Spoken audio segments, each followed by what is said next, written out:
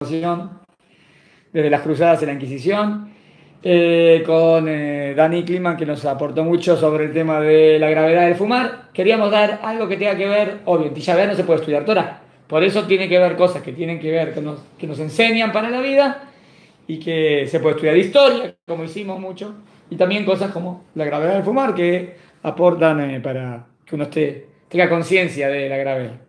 Y voy a darles un artículo, a ver si les... También que tiene que ver con Tisha B'Av. Empiezo con una frase de Shem Tov. Empezamos con un poco... Él dice así, dice: aquel que cree que está cerca de Dios, en verdad está lejos. Mientras que aquel que cree que está lejos, en verdad está cerca. Medio rara la frase, ¿no? Porque el que cree que está lejos, dice que está cerca. El que cree que está cerca, dice que está lejos. El Rab, apoyándose en esta frase, va a decir algo. Esta enigmática afirmación de Baal Shem Tov, el fundador del movimiento hasídico, me mantuvo mucho tiempo pensando cómo es posible que el que supuestamente está cerca en verdad esté lejos, mientras que el que está lejos está cerca.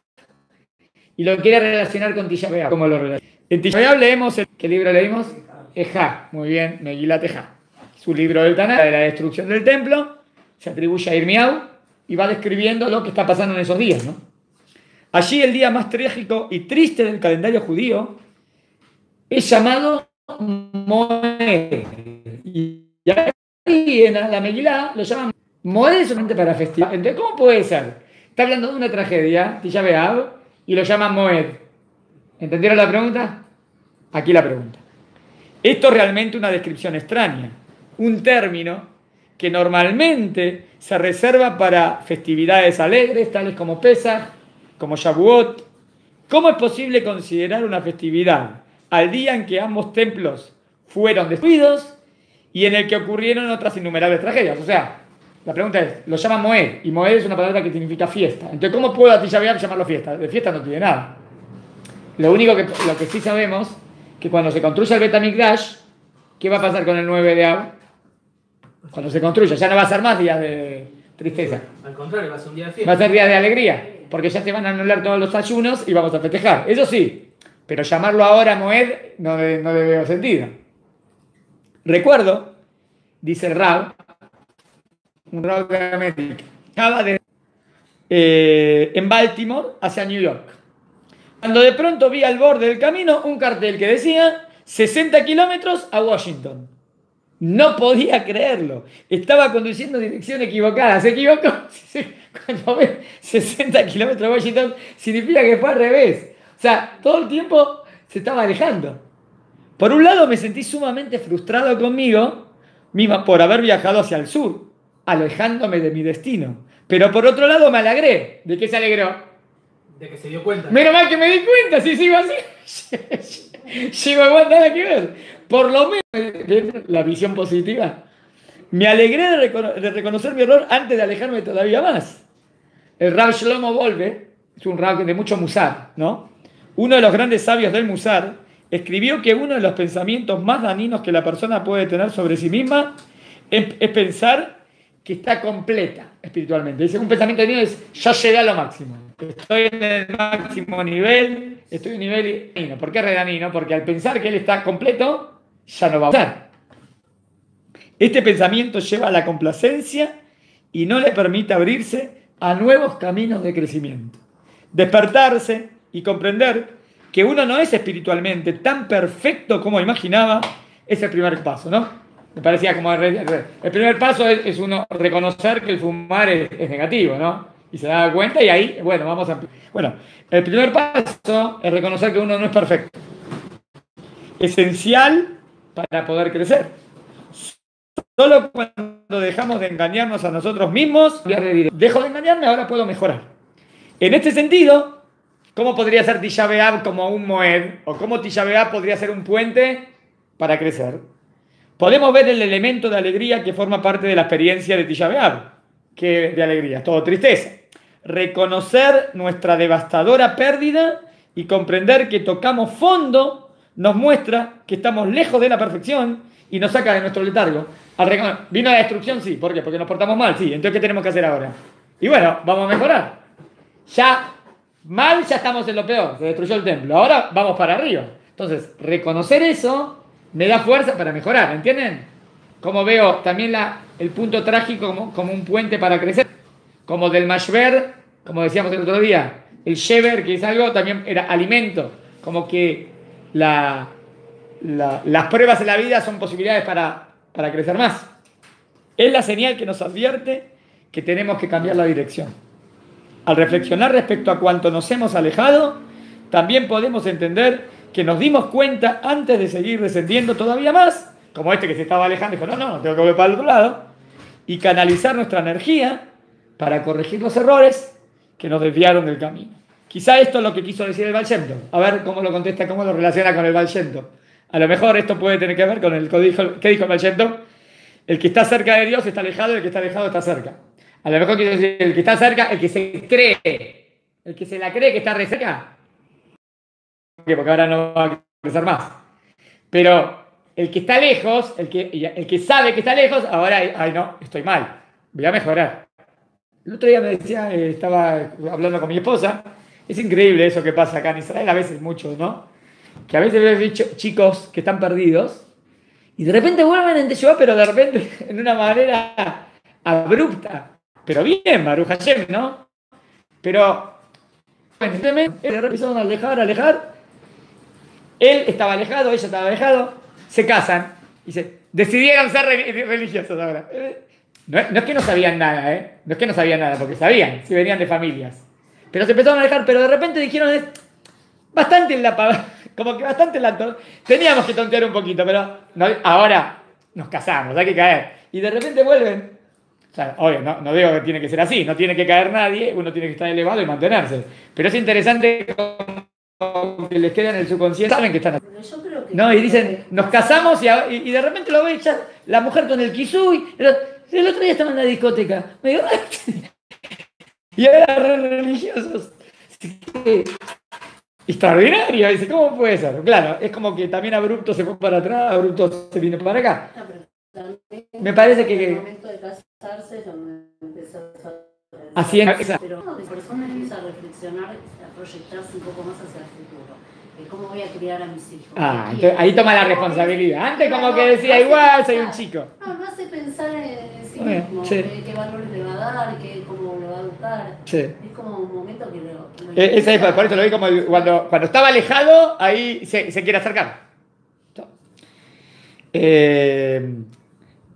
Como dijo el Baal Shem Tov, mientras la persona considera que está cerca de Dios, es decir, se considera espiritualmente completo, no tiene ninguna posibilidad de mejorar y desarrollarse más allá de su estado actual.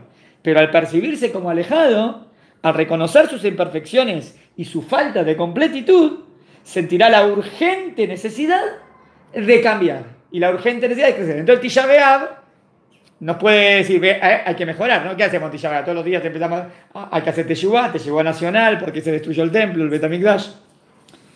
Tisha B'Av nos provee uno de esos raros momentos de la vida judía en la que nos vemos sacudidos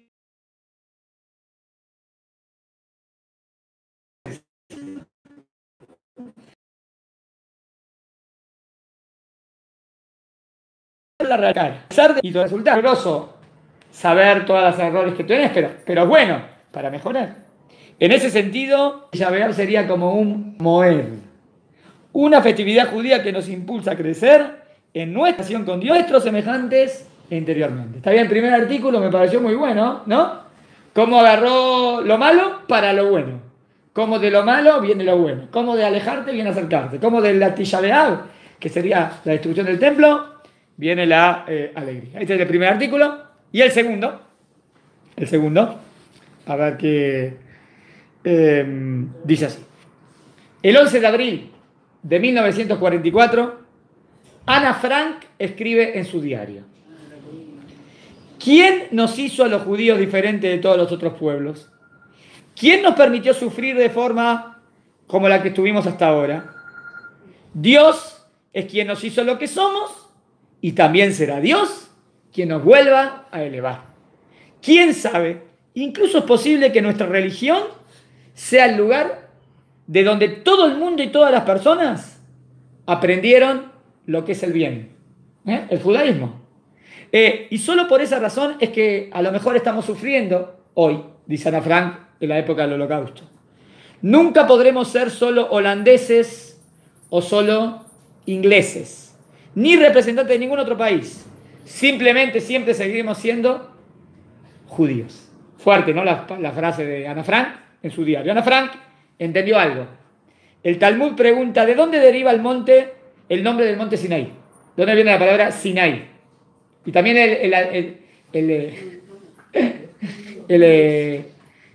a ver, fíjate si lo podemos sacar. Oso.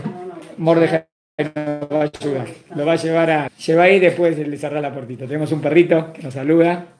Bueno, el Talmud pregunta, ¿de dónde deriva el nombre del monte Sinaí? Después de ofrecer algunas alternativas, el Talmud sugiere que el nombre Sinaí viene de la palabra Siná. Claro, ¿no? Porque Siná, ¿qué significa? Odio. Pero que Sinaí es algo lindo, ¿qué odio? No, quiere decir, ¿de dónde viene el antisemitismo? ¿De dónde viene el odio? Desde el momento que fuimos, pero ahí me parece que la palabra Siná sería como envidia. Del momento que fue entregada la Torá al mundo, lo dio mandamiento, como que nació la envidia, porque saben que es la verdad. Porque el odio de los no judíos hacia los judíos descendió sobre esa montaña cuando el pueblo judío recibió la Torá. La Torá demanda un estilo de vida ético y moral, una actitud de entrega antes que de recepción, una vida de servicio más que de privilegio. Lo definió lindo, ¿no? Miren cómo dice. Ético, actitud de entrega es dar y no recibir. Es servicio, no privilegios. Hoy en día la sociedad que nos enseña, se judío derechos, y el judaísmo te habla obligaciones, ¿no? El mundo te enseña a recibir, y el judaísmo te enseña a dar. Así estamos imitando más a Kadosh Baruj Hu. Al pueblo judío se le otorgó la tarea del ser la conciencia moral del mundo. Una misión en la que no siempre hemos tenido éxito, pero que de todas formas atrajo la ira, el enojo y el odio de muchos. Durante 2000 años los judíos fueron perseguidos y maltratados simplemente por su judaísmo y todo lo que representa el judaísmo. Después del Holocausto, el mundo le dio a los judíos un descanso de ese odio y en cambio se convirtieron en los beneficiarios de su misericordia. Pero ahora, ¿qué está pasando ahora en Europa? El otro día, no sé, vieron, volví a Croacia que desde el Mundial y lo recibe un cantante nazi, Yo que me no la apoyo más. Yo no sabía decir, ¿viste? Porque un judío decía, a ver, ¿estabas por Francia o por Croacia? Mira, estos son antisemitas y estos son antisemitas. Yo no sabía por qué. Un desastre. Cada vez hay más antisemitismo en Europa. Bueno, en España... España, todas las noticias anti-Israel. ¿No saben por qué? 12 periodistas... No sé qué medidas tomaron. ¿Tomaron? Sí, escuché anti-Israel, escuché. Pero si observamos los eventos en todo el mundo, de inmediato queda claro que los últimos 70 años han sido un engaño. Somos testigos del incremento del antisemitismo, en particular en Europa. El mundo está retornando a su antiguo hábito y patrón. Entonces preguntan, ¿qué leemos? Megilat Eja. ¿Qué es Eja? ¿Cómo? ¿Cómo pudo ser? ¿Cómo es que ese antisemitismo persiste? ¿Por qué debe levantarse en nuestra contra en cada generación? En Tisha B'Av nos sentaremos en el suelo, hoy nos sentamos en el suelo y nos preguntamos, ahora como es Minjá acá en Israel, ya nos podemos sentar, o sea, después de Minjá, ya nos sentamos en las sillas. Pero hasta Hatzot, hasta mediodía, todavía fuera, depende de qué país que nos está mirando ahora, todavía se sienta en el piso. ¿Cómo es posible que los judíos de Europa Oriental tengan que temer una vez más por sus vidas? Eja, ¿cómo es posible que en la actualidad, con todo el progreso que logró la humanidad, la Liga Antidifamación encuentre que más de un cuarto del mundo tiene opiniones antisemitas? ¿Cómo es posible que persistan los ataques terroristas? El Rav Soloveitchik nos dice que aunque el Midrash identifica 3 oportunidades en las cuales figura la palabra Ejá, en verdad esta aparece una cuarta vez. ¿Dónde aparece de nuevo Ejá? Porque también la Perashá de la semana aparecía Ejá, que habla de que siempre viene antes de Tisha B'Av. Cuando Adán y Javá no asumieron su responsabilidad, Dios los llamó y le preguntó, Ayeka, dice la palabra Ayeka, se escribe con las mismas letras de Ejá. ¿Dónde están? Ayeka en hebreo tiene las mismas letras que Ejá. Lo que llevó al Rav Soloveitchik que dijera que cuando no respondemos el llamado de ¿dónde están? Cuando no asumimos la responsabilidad por nuestros problemas y culpamos a los demás, en última instancia nos encontramos preguntando ¿Cómo puede ser? ¿Cómo es posible? Podemos preguntar, Eja, ¿cómo es posible que ocurran todas esas cosas terribles, pero quizá nunca encontremos una respuesta definitiva? Porque antisemitismo siempre existe. ¿Cuál sería lo que tendríamos que hacer nosotros? Nuestra tarea es asegurarnos de poder responder a la pregunta. Ayeka, ¿dónde estás? ¿Estás asumiendo tu responsabilidad? O sea, nosotros lo que tenemos que hacer es ser Or Lagoim, luz para las naciones, ir en el camino correcto. A la larga ese antisemitismo tiene que desaparecer, porque la luz le gana a la oscuridad. Quizás no podamos entender por qué existe el antisemitismo, pero podemos y debemos mantenernos vigilantes y luchar contra él. Debemos mantenernos fuertes y defender a los judíos de todas partes del mundo. Debemos enfrentar el mal y hacer todo lo que esté en nuestro alcance para vencerlo. Y debemos hacer todo lo posible para asumir nuestra responsabilidad respecto al cumplimiento de la misión judía de traer lo divino al mundo. Obvio que nosotros tenemos que ir en el camino de Hashem, en el camino de Torah y las mitzvot. Si los judíos como individuos fueron odiados por ser la conciencia de otros, mucho más un país judío genera odio por ser la conciencia moral de todo el mundo.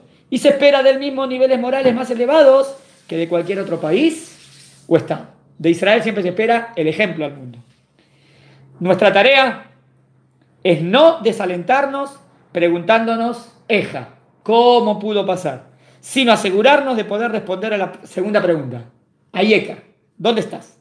El antisemitismo no terminará si nos asimilamos o nos batimos en retirada.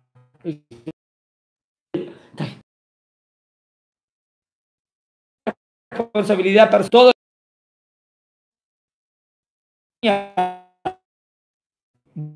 debemos ser su catalizador. No cansados de dejar, debemos responder a Ayeka. ¿Dónde estamos? Y para allá. Si queremos levantarnos del suelo y poner fin al duelo, está en nuestras manos. Entonces, la redención, el Mashiach. Si Dios quiere, acá en Israel estamos terminando. Vamos aquí a Minjá. Y bueno, si Dios quiere...